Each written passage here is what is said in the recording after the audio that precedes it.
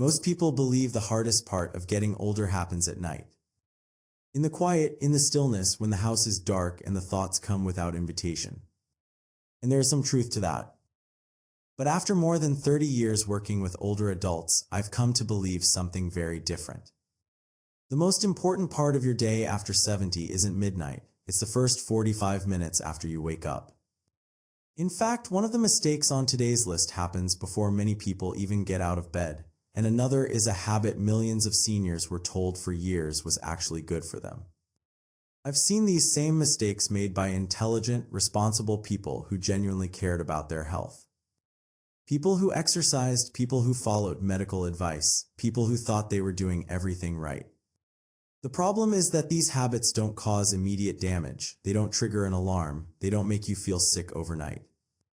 Instead, they slowly drain energy, weaken balance, affect mood, and make everyday activities feel harder than they should. They simply assume I'm getting older, when in reality, part of what they're experiencing may be completely avoidable. So today, I want to walk you through 7 common morning mistakes I see over and over again in people in their 70s and 80s. Some are small, some are surprisingly common, and one in particular affects almost everything else on this list. I've watched people improve their energy, confidence, mobility, and independence simply by correcting that one habit. And I've watched others struggle for years without realizing it was quietly working against them every single morning. So as you listen, ask yourself one simple question. Could I be doing this too? Because the first mistake happens earlier than most people think, and chances are you've done it yourself. Mistake number 7, skipping breakfast or eating too late. The 7th morning mistake is one that seems almost too simple to mention. But I want to start here because it quietly sets the foundation for everything else. It is skipping breakfast or eating too late in the morning. I know what some of you are thinking, Doctor, I've never been a breakfast person, or I'm just not hungry first thing in the morning, and I understand that completely. I have heard it from hundreds of patients over the years. But here is what I need you to understand about what happens inside your body while you sleep. By the time you wake up in the morning, your body has been fasting for 7, 8, sometimes 9 hours. Your blood sugar has been quietly falling throughout the night. And when you are over 70, your body's ability to regulate blood sugar, to respond quickly to drops and spikes, is simply not what it was at 50. The mechanisms are slower, the margin for error is smaller. What does low blood sugar feel like in the morning for an older adult? Here is the part that surprises most people. It doesn't feel like hunger. It feels like fatigue, like mild mental fog, like that slight unsteadiness when you first stand up, like irritability without a clear cause. And here is the part that concerns me most from a medical standpoint. That unsteadiness, that subtle imbalance from low blood sugar in the morning, is one of the most underappreciated contributors to falls in older adults. Falls are the leading cause of injury-related death in adults over 65. Most people know that statistic. What most people don't know is how many of those falls occur in the first 2 hours after waking, before breakfast, before proper hydration, before the body has had a chance to stabilize itself. My friend, you don't need to sit down to a full meal the moment you open your eyes, but something small, a piece of fruit, a handful of nuts, a few whole grain crackers, something that asks your blood sugar to begin rising and stabilizing, makes a difference your body will quietly thank you for. Every single morning. But that is only number 7. And I want to tell you, number 3 on this list is the one that surprises my patients most, the one that most doctors never mention in a routine appointment. Stay with me. Mistake 6, checking phone or news first thing. The 6th mistake is one that almost every older adult I know makes, and almost none of them realize the cost. The moment they open their eyes, they reach for their phone. Or they turn on the television, or they scroll through the headlines, or they check whatever arrived overnight. I understand the impulse completely. The world moves quickly. We want to feel connected. We want to know what happened while we were asleep. But here is what is actually happening inside your body when you do this. When you wake up in the morning, your nervous system is in a state of extraordinary sensitivity. Your cortisol, the body's primary stress hormone, reaches its natural daily peak within the first 30 to 45 minutes after waking. Scientists call this the cortisol awakening response. It is not a flaw, it is a feature. Your body uses that natural cortisol surge to activate your systems, sharpen your alertness, and prepare you for the day. But here is the danger. When you immediately expose yourself to alarming news, a political crisis, a story of violence, economic anxiety, conflict, you are pouring accelerant onto a fire that is already burning at its hottest point of the day. Your cortisol spikes higher than it should. Your nervous system shifts into threat mode before you have had a single peaceful moment. And this is not a small thing that simply fades. Research suggests that how your morning cortisol pattern behaves can color your emotional state for hours afterward. For some people, it shapes the entire day. I have had patients tell me they feel anxious all day and genuinely cannot identify why. When we talk about their mornings, it becomes clear every time. The first thing they saw when they woke up was something that frightened or angered them, and their nervous system never fully recovered from it. After 70, the nervous system is more sensitive, not less. The emotional recovery from stress takes longer. The anxiety that gets triggered in the morning has more time, more space to settle deep into the body and stay there. My suggestion, and I give this to many of my patients as a specific recommendation, is to give yourself at least 30 minutes in the morning before you expose yourself to the outside world. Use those 30 minutes for something quiet, something that belongs entirely to you. We'll talk more about what that might look like before we're finished today. Mistake 5, getting up too fast. Now we come to number 5. And this one I want you to take seriously. How do you get out of bed in the morning? Not the routine of it, not the hour. I mean the physical act itself, the speed of it. Do you wake up, swing your legs over the edge, and stand up fairly quickly? Most people do. It is automatic. It is how they have gotten out of bed their entire lives without ever thinking about it. But after 70, that habit carries a risk that very few people are warned about clearly enough. It is called orthostatic hypotension, and it is far more common and far more dangerous than most people realize. Here is what happens physiologically. When you are lying down, your blood is distributed relatively evenly throughout your body. When you stand up suddenly, gravity pulls a significant volume of blood downward toward your legs, away from your brain and heart. In a younger person, the cardiovascular system responds within 1 or 2 seconds. The heart rate adjusts. The blood vessels compensate. The brain receives what it needs almost immediately.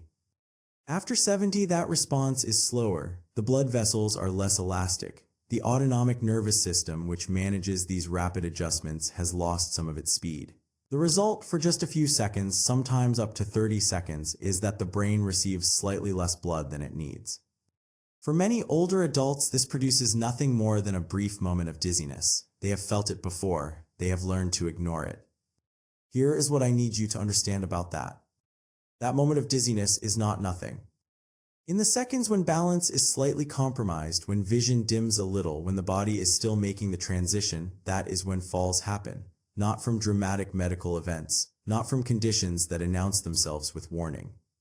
From standing up too fast on an ordinary morning in a completely familiar house. What I want you to do instead is simple. When you wake up, sit on the edge of the bed for 60 to 90 seconds before you stand. Let your body complete the cardiovascular transition gradually. Let your brain receive the blood it needs before you ask your legs to carry your full weight.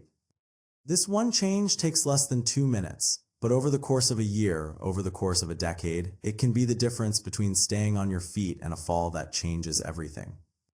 I want to keep going because we are only at number 4. And the next 2 entries are the ones my patients remember longest. There is something coming that most doctors never think to mention in a routine appointment, and something after that which I believe is the deepest truth about what aging actually does to the mind, not just the body. Don't go anywhere. Mistake number 4, skipping morning movement and stretching. Number 4, how much do you move in the first hour of your morning? I am not asking about exercise programs or gym routines. Those are wonderful and I fully support them. I am asking about something much simpler and much closer to home.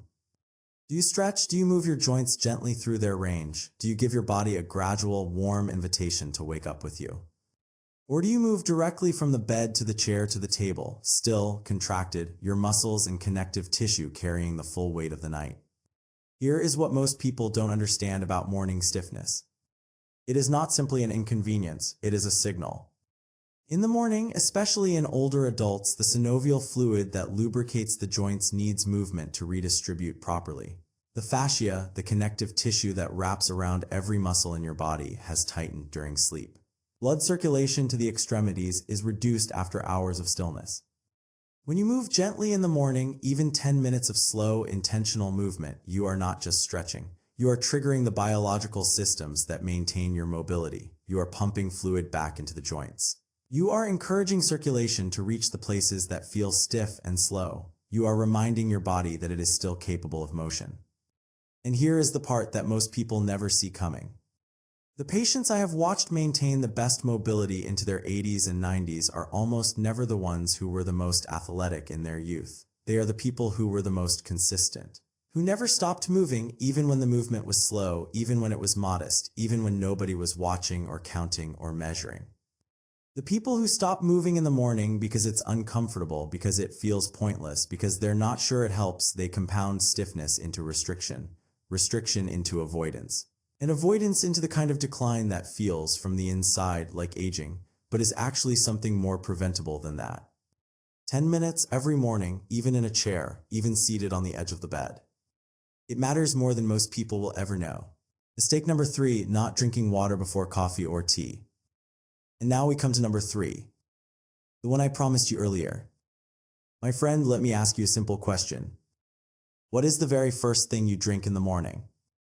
For most people over 70, the answer is coffee or tea, usually within the first 10 or 20 minutes of waking up. And I am not here to tell you to give up your morning coffee. I would never do that. Some pleasures in life are non-negotiable, and a warm cup in the early quiet of the morning is one of them. But I want you to know something that most doctors never think to mention in a routine appointment. Before you take that first familiar sip, before the coffee, before the tea, before anything else, your body is already dehydrated. Not critically, not dangerously, but measurably, meaningfully dehydrated from 7 or 8 hours of breathing, perspiring, and metabolizing without any fluid intake. And here is what most people don't know about aging and fluid balance. The thirst mechanism, the biological signal that tells your brain your body needs water, becomes significantly less reliable after the age of 60. Studies have consistently found that older adults experience substantially reduced thirst sensation even when they are in a measurable state of fluid deficit. The signal weakens, the brain simply does not fire the alarm the way it once did. This means you can wake up dehydrated without feeling thirsty. And then, before your body has received a single drop of plain water, before you have addressed that overnight deficit, you drink coffee or tea, both of which are mild diuretics. Both of which in the short term can actually increase fluid loss rather than address it. What does mild chronic morning dehydration do to an older adult's body? It affects blood pressure regulation. It slows cognitive processing. It contributes to the fatigue and mental fog that many older adults attribute entirely to age or poor sleep.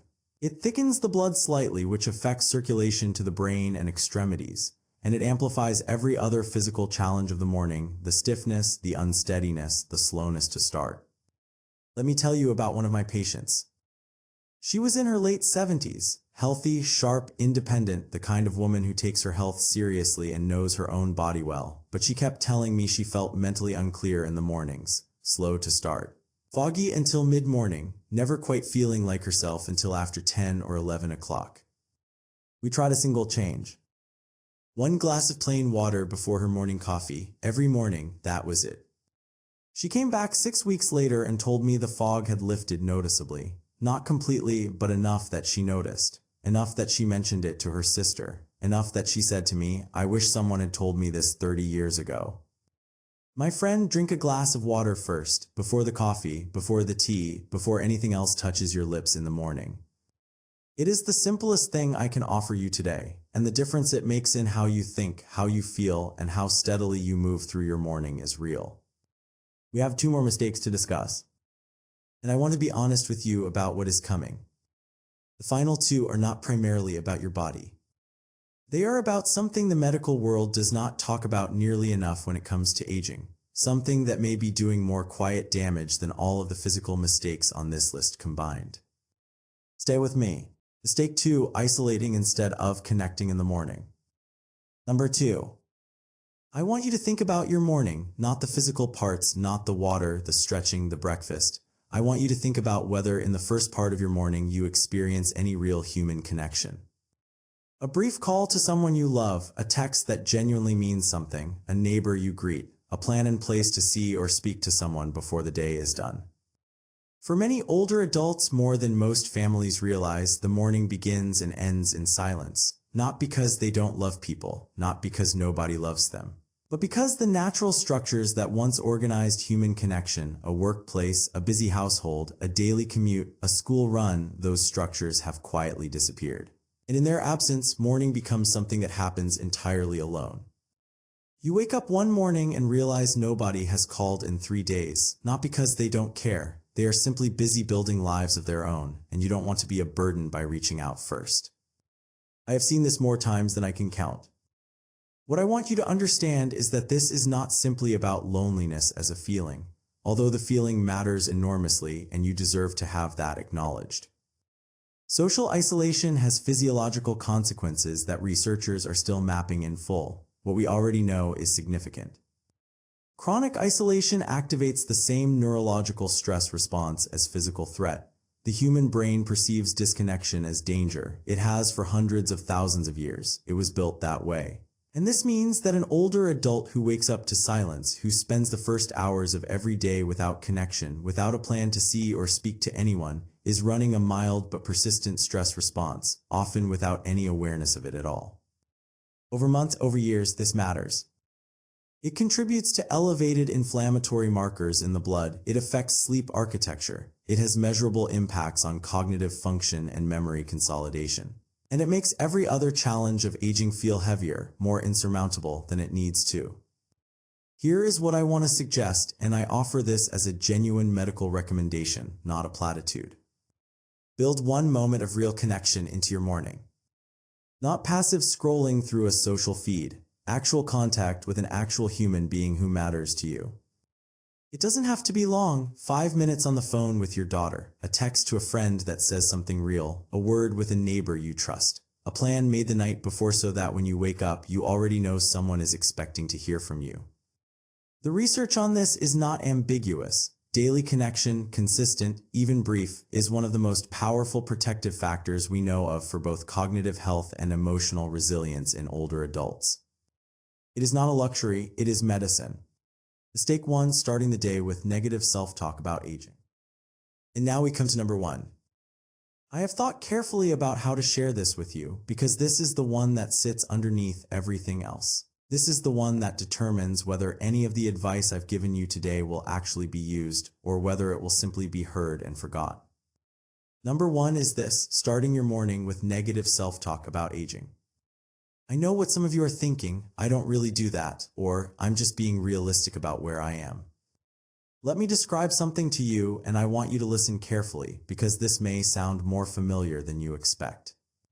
You wake up in the morning, your knees are stiff, maybe your back aches. You catch a glimpse of yourself in the bathroom mirror, and for a moment, you don't quite recognize the person looking back at you. And then, almost without choosing to, almost automatically, a thought forms. I'm just old now. This is what it feels like from here on. Everything takes so much longer, what's the point of rushing? I don't want to be a burden to anyone. My best years are behind me. These thoughts feel like observations. They feel like honesty. They feel like a reasonable person accepting a reasonable reality. But they are not observations. They are instructions. And this is where I need you to pay close attention because what I am about to tell you is not positive thinking. It is neuroscience. The brain at any age takes its cues from the stories we repeat most often, not from the objective truth, from the repetition. When an older adult tells themselves morning after morning that their body is failing, that their usefulness has passed, that things will only get harder, the brain hears those thoughts not as feelings but as directives, as operational instructions for how to allocate energy, motivation, and resilience. And it adjusts accordingly. The motivation to move, to connect, to stretch, to eat well, to drink that glass of water, all of it becomes slightly dimmer, slightly harder to access when the first story of the morning is one of diminishment. Psychologists use a term for this pattern in aging: anticipatory aging. It describes the process by which a person begins to age faster than their biology actually requires because they have accepted a story that demands it. Because they have already decided, somewhere in those quiet morning minutes, that the trajectory is only downward. I have watched patients with serious physical limitations outlive every prognosis every specialist gave them because they woke up every morning with a sense of continued purpose. something to do, someone to do it for. A belief held quietly and without fanfare that they still mattered and still had something to offer. And I have watched people in relatively good health, people with every physical resource in their favor, quietly fade year after year because the story they told themselves every morning was one of slow disappearance. This is not about denial. I am not asking you to pretend that aging is easy or painless or fair. It isn't. I know that. You know that better than I do. I am asking you to notice the voice. The one that speaks first before you have fully opened your eyes, before your feet have touched the floor. Notice what it says. And then, gently, with intention, with the same quiet discipline you would bring to any other morning habit, give it a different story to tell. Not a perfect story, not an unrealistic one. A true story, one that includes more than decline. A story that includes what you have built, what you have survived, who still needs you even if they don't always say so, what you still want to see, what you are still curious about, what you have not yet said. Because how you begin your morning becomes how you live your day. And how you live your days becomes, over time, how you age. My friend, we have covered 7 mistakes today. Skipping breakfast before your body has had a chance to stabilize. Reaching immediately for the news before your nervous system has found its footing. Standing up too fast before your circulation has made the transition. Neglecting to move your body in the morning before stiffness settles in deeper. Skipping that glass of plain water before anything else. Spending the morning without any thread of human connection. And the one that quietly sits beneath all the others, the story you tell yourself in those first private minutes about who you are and what your life still means. None of these are dramatic. None of them require heroic effort or expensive intervention. But together, every single morning, they either quietly take something from you or they quietly give something back. You are at a stage of life that our culture does not fully understand. The world around you was largely built for younger people. It does not always speak clearly to what you actually face, what you actually feel, and what you are still genuinely capable of. But I want you to know something that 30 years of medicine has taught me. The people who age with the most grace, the ones who stay sharp, stay connected, stay purposeful, stay themselves, they are not the ones who were handed the easiest bodies or the easiest circumstances. They are the ones who kept showing up for themselves, every morning, quietly, consistently, without waiting for someone to notice. Your story is not over, not even close. The morning you wake up to tomorrow is not a formality.